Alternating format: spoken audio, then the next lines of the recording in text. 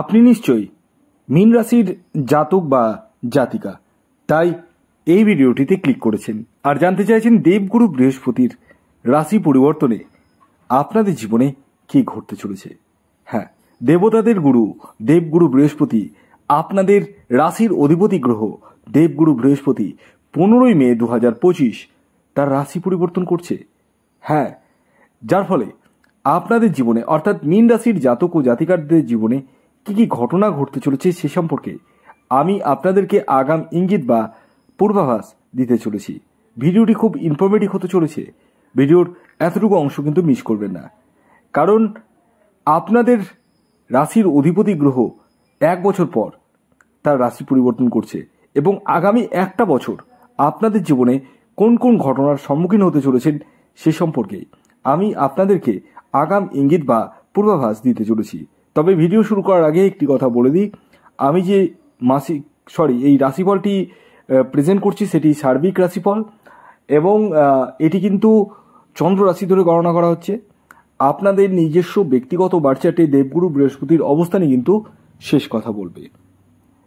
দেখুন, দেবগুরু বৃহস্পতি কোন ঘরে বসছে আপনাদের এবং কোন কোন ঘরে দৃষ্টি পড়ছে, যে ঘরে বসছে এবং যে যে ঘরে দৃষ্টি পড়ছে সমস্ত ঘরে কিন্তু অ্যাক্টিভেট হয়ে যাচ্ছে, যার ফলে সেই সমস্ত জায়গাগুলোই কিন্তু আপনাদের প্রশমিত হবে যে ঘরে দৃষ্টি পড়বে এবং যে ঘরে বসবে। তাই ভিডিওটি আপনাদের জন্য প্রচুর ইম্পর্টেন্ট, কারণ আপনাদের রাশির অধিপতি গ্রহ দেবগুরু বৃহস্পতি 15ই মে 2025 তার রাশি পরিবর্তন করছে, অর্থাৎ বৃষ রাশি থেকে মিথুন রাশিতে প্রবেশ করছে।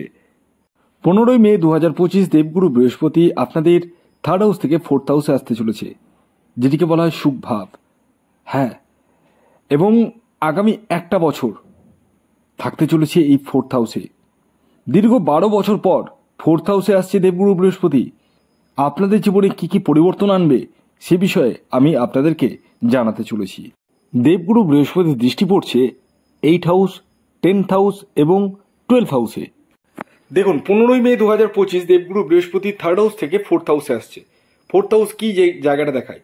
মায়ের জায়গাটা দেখায়, সুখ সুবিধার জায়গাটা দেখায়, গৃহের জায়গাটা দেখায়। অতএব মায়ের সাথে যাদের মতান্তর ছিল, মাকে নিয়ে যারা টেনশনে ছিলেন, মায়ের হেলথ নিয়ে যাদের সমস্যা ছিল, সেই জায়গাটা কিন্তু কাটবে, ডেফিনেটলি কাটবে। শুধু এদিকটা কাটবে না, আপনাদের বাহন ক্রয় হওয়ার সম্ভাবনা রয়েছে। ঘরকে কিন্তু রেনোভেট করতে পারেন, মানে টাইলস লাগালেন, ওয়াল পুট্টি করলেন, টেক্সচার করলেন, এগুলো হওয়ার সম্ভাবনা রয়েছে। বা 2 হুইলার কিনলেন বা 4 হুইলার কিনলেন বা ফ্ল্যাট বুকিং করলেন, এই সম্ভাবনা কিন্তু আগামী একটা বছর মীন রাশির জাতক ও জাতিকাদের ক্ষেত্রে কিন্তু দেখতে পাওয়া যাচ্ছে। ডেফিনেটলি এই জায়গাগুলো কিন্তু আপনাদের জন্য যথেষ্ট যথেষ্ট আরে শুভ। হ্যাঁ, এছাড়াও দেবগুরু বৃহস্পতির দৃষ্টি পড়ছে 10th হাউসে, 12th হাউসে, 8th হাউসে দৃষ্টি পড়ছে। তো 8th হাউসে দৃষ্টি পড়ার ফলে যারা কোনো কিছু নিয়ে রিসার্চমূলক কাজ করছেন তাদের ক্ষেত্রে ভালো, এবং আপনাদের ছোটোখাটো পায়ে চোট আঘাত লাগার সম্ভাবনা কিন্তু হয়ে উঠতে চলেছে। সেই জায়গা থেকে একটু কেয়ারফুল থাকবেন। রাস্তাঘাটে যখন চলাফেরা করবেন যথেষ্ট সাবধানতা অবলম্বন করবেন, এটাই বলবো। এবং যারা গর্ভবতী মহিলারা রয়েছেন তারা সিঁড়ি দিয়ে ওঠানামার ক্ষেত্রে যথেষ্টই সাবধানতা অবলম্বন করবেন। এছাড়াও দেবগুরু বৃহস্পতির দৃষ্টি পড়ছে 10th হাউসে। 10th হাউস মানে কর্মের জায়গা, মানে কাজের জায়গায় আপনাদের প্রমোশন বা পদোন্নতির জায়গাটা রয়েছে, আপনাদের মান সম্মান বৃদ্ধি হতে চলেছে। এবং আপনারা একটা কাজ করছেন ধরুন, সাথে আর একটা কোনো কাজ করছেন, মানে ইনকাম সোর্স বৃদ্ধি পাওয়ার সম্ভাবনা রয়েছে।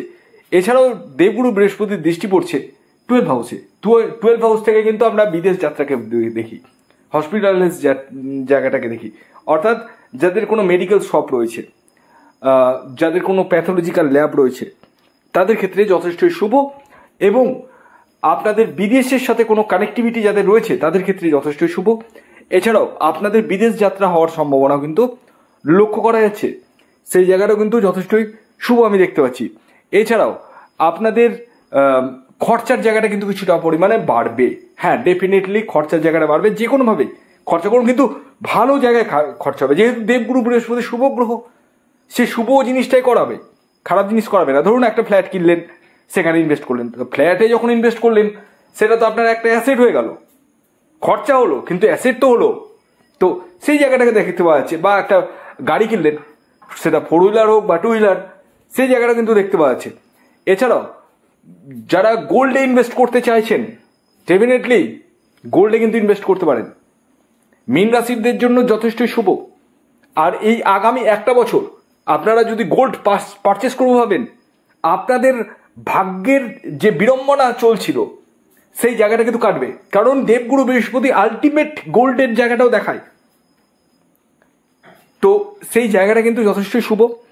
আমি কয়েকটি বিজনেসের কথা বলছি, সেই বিজনেসগুলো যদি আপনারা করেন খুবই শুভ। প্রথমেই তো বলবো গোল্ডের বিজনেস, চালের বিজনেস, এছাড়াও ডালের বিজনেস, এছাড়াও যাদের গোডাউন রয়েছে, যারা বাড়ি ভাড়া দিচ্ছেন তাদের ক্ষেত্রে আবার ভালো। এছাড়াও যারা টিচিং প্রফেশনে রয়েছেন, টিচার রয়েছেন, তাদের ক্ষেত্রেও কিন্তু যথেষ্ট ভালো। দেবগুরু বৃহস্পতির রাশি পরিবর্তন 15ই মে 2025 রাশি পরিবর্তন করতে চলেছে আপনাদের রাশির অধিপতি গ্রহ।